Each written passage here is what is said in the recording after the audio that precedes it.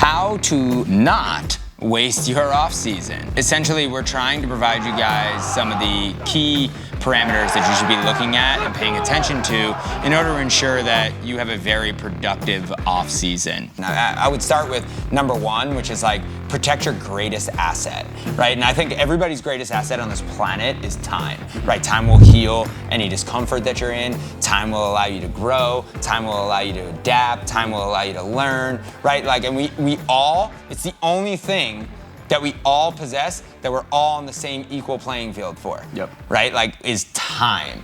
And I think what happens most often for a lot of kids, young aspiring like athletes, is that they waste an enormous amount of it, right? They don't do enough effort on the front end, and then they're disappointed by their back end result. Right, and I think a lot of that comes from like, so even if you're putting a certain amount of time in per day, you get done with that time per day, right? Like if you're in a gym for an hour and a half during the day and you're like, oh, I put my work in for today. Well, yeah, I mean, listen, we can go into a whole host of reasons why that's a bad mentality, right? Like, you're just like socially conforming and like allowing like I'm doing this to check the box. Yeah. My herd mentality is that like, oh, that guy does it, so that's what I'm doing, and like I'm good. Not like, oh no, that's who the fuck I am, and this is why I operate that way. But like, like going into the weight room is like a great point, right? We have guys that come in here, they might train 6 days a week, right? For, our session's about an hour and a half, but maybe they'll give us 2 hours, right? So that's like 12 hours, in a week,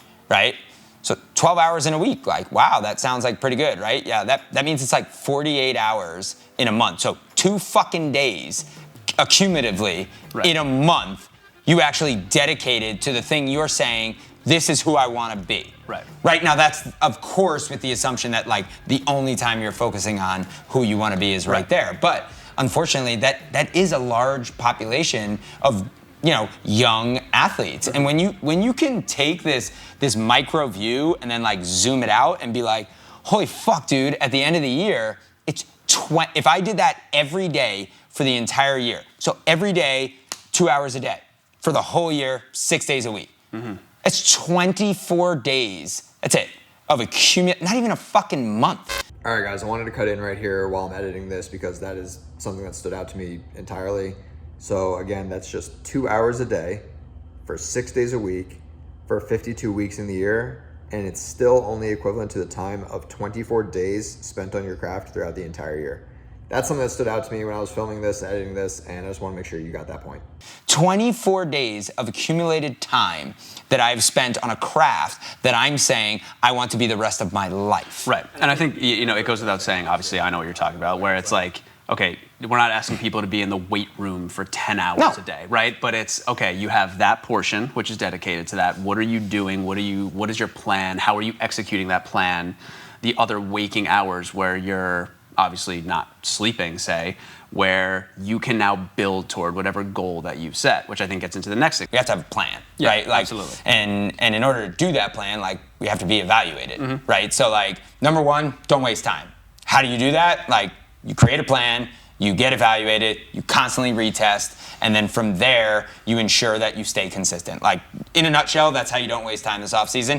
Here's what that looks like though. Like, creating a plan, like, you need to look from a macro perspective and then start to hyper objectively find things that you need to work on, right? So like, we need to look at like nutrition, we need to look at sleep, like or recovery, whatever, right? Like, we need to look at like training, we need to look at mechanics, we need to look at like the psychology end of it, and then ultimately like we need to look at life. Right. And I think where most people get fucked up is they'll look at like one aspect, like, how many times we'll get somebody to come in here and they're like, oh, I got to work on mechanics. And I'm like, all right, great. But you produce no force. So there's not much I can do for you right now. Like, you have to go in the weight room. So like, now we have to talk about like strength.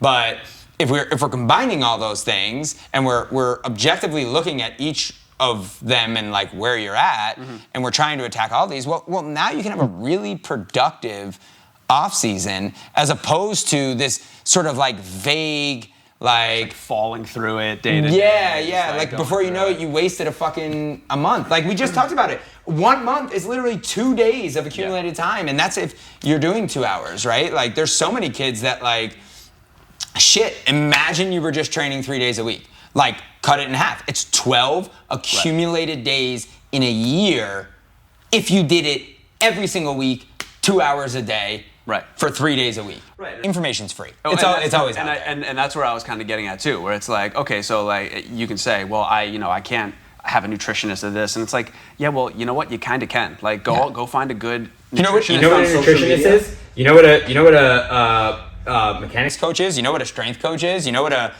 maybe the least applicable here is like a recovery coach and like a rehab, but like those others, you know what they are? They're accountability people. Yeah, and they're also accumulations of everything that those people learn from all the resources that they 100%. Like, you have access to the same resources that I had technically to go learn what I did. Now, it's obviously structured differently. I'm not saying that you can become that, but at the same time, like, you have access to everything that you need. And guess what? If you actually dedicate yourself to that, you'll probably be better than 90% of the freaking professionals that are out there. 100%. Because I could probably talk on this next topic for, a good 45 minutes, but like the idea of taking care of life first is this idea of identity, right? And my favorite statement in the world is like, I'll have a meeting with a kid, right? He'll ask me to talk, right? And he'll be like, Coach, can we sit down? Yeah, no problem.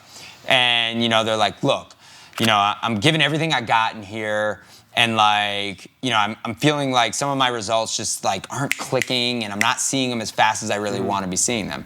So I'm like, okay, well, like, you're in here quite a bit. Like maybe they're one of those guys that are in here like 3+ hours or something like that. I'm like, so let's take a look at your program. And like, look at their program. And I'm like, listen, man, I got to be honest, like coach, whoever, like one of our guys, like is I agree totally with the way like we're being programmed right now. And, I've probably had some influence over what's being programmed there anyway, as have you, as has like Coach Steven. Like, there's probably some influence from all of us in that program anyway. But like, so they have that, right?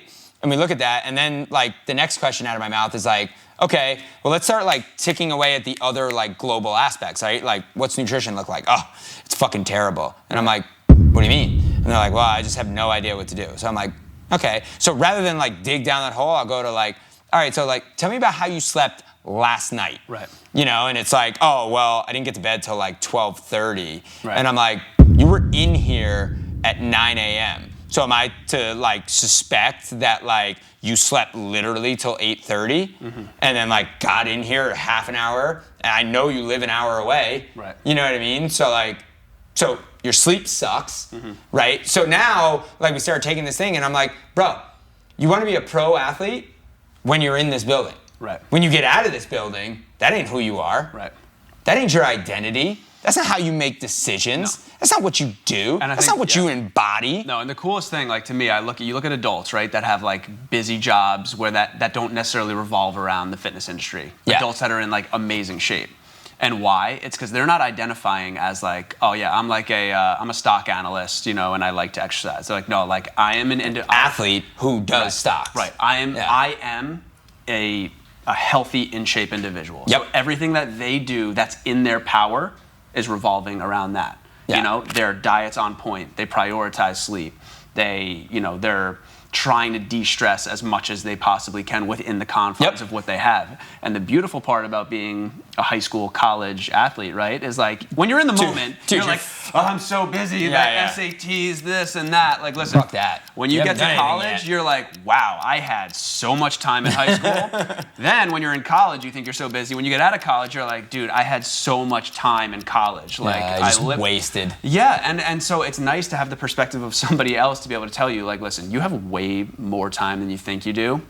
And your habits that you're forming right now, they are not conducive to what you're telling me you want. So the first thing you have to do is take a look in the mirror, right? You take a look in the mirror. Ownership. And you got to own it. And you're saying, what does it, like, am I dedicated to hitting this goal? And again, you say, like, I totally agree with you. I don't like goals because it's just a direction, right? But if you can attach identity to the goal and, like, you can understand, like, oh, this is like who I am. That's something I would accomplish if this is who I am. Then there's a purpose behind that, and I think that brings up the final piece of it, right? So we're sitting, which is consistency, right? And we're sitting here and we're saying like, oh, if you came 2 hours a day for 6 days a week for the next for this month, right? It's 2 collective accumulative days of time. That's it. Right? Yeah. Now, don't be consistent. Like, 2 of those days every single week, you just fucking shot that shit right in the foot. And listen, we've all seen it where you can absolutely ruin the work you do in here by doing everything wrong on the outside. Oh, yeah. And the problem is with how stories come out about, like, you know, Michael Jordan eating McDonald's all the time, like CeCe Sabathia eating like boxes of Captain Crunch sort of thing. And people are like, well, this person didn't, like, please stop with that, okay? Like, you can't compare yourself to you're the comparing elite yourself to an of the alien. elite. Like, you and them have nothing in the same genome. And you have to, and like, you just have to put yourself in perspective. You can, if you are realistically. Like, the easiest way to do that too is like I don't remember back to the Hard Knocks where Chad Johnson was like, don't let anybody tell you McDonald's ain't good for you, and then like shows his like 8-pack. Like, listen, you know what, bro? If you wake up in the morning and you look like Chad Johnson, go right for it. Right. But you don't. So since you don't, let's take a little accountability and let's go after some things here. Right. And I think the difference between the best of the best, when you're talking about the professional level, the people that are there, and then the people that stay there. It's the combination of Tom Brady. Yeah, like, I mean, just look at what that is. Right. LeBron James, like, you look at even James Harrison, you know, had spent, what do you say? It was like $300,000 a year just getting himself on the field. Right. It just comes down to maximizing what you can do for yourself. And that's based on the time you have, the resources you have, and everything else that you can put into your system is just maximize it. And like you said, when you attach the identity, I'm a high school baseball player, but I want to be, and even if you know you're inherently not going to the pros, but you want to go to college, you want to be the best college baseball player, I am an elite college baseball player. Right. Now, what does that look like on my day-to-day basis? Yeah. When you're going to get lunch. And how can I test myself that I'm doing that every single day? When you're going to get lunch and you see 2 different establishments, like, in your head, what would an elite college baseball player who takes care of their body, what decision would they make right now? Right. How would I, when I'm going to sleep, like, what would an elite college baseball player do right now? Would they stay up on my phone scrolling for 2 hours? No, they'd probably do X, Y, and Z. And if you don't know that, one, go educate yourself. Yeah, or ask somebody. Absolutely. And that's what, I mean, listen. Find a mentor, find somebody who is an elite college baseball player. Honestly, like just even these social media pages, man, like, you can get such good information that's hyper individualized to build a plan around. And then stop making excuses. So to summarize, right, like, number 1 is protect your greatest asset, which is your time. Like, make sure we're using our time effectively and efficiently, right? Number 2 is, like, you know, actually articulate a plan that your identity wants to accomplish, and then create that plan in the instance that it can be adaptable and that you can constantly test. Right. Is that plan moving in the right direction? We use the concept of an invisible man, right? Like, the invisible man is just basically the guy you want your identity to be. That's all that means.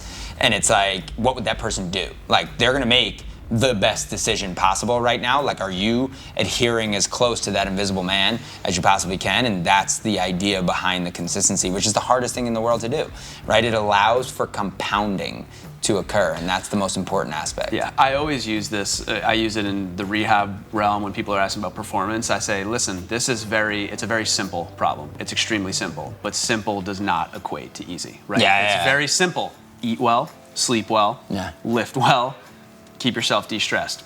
Each individual one of those things, like, sounds super really simple. fucking it's tough hard. to do. It's really hard.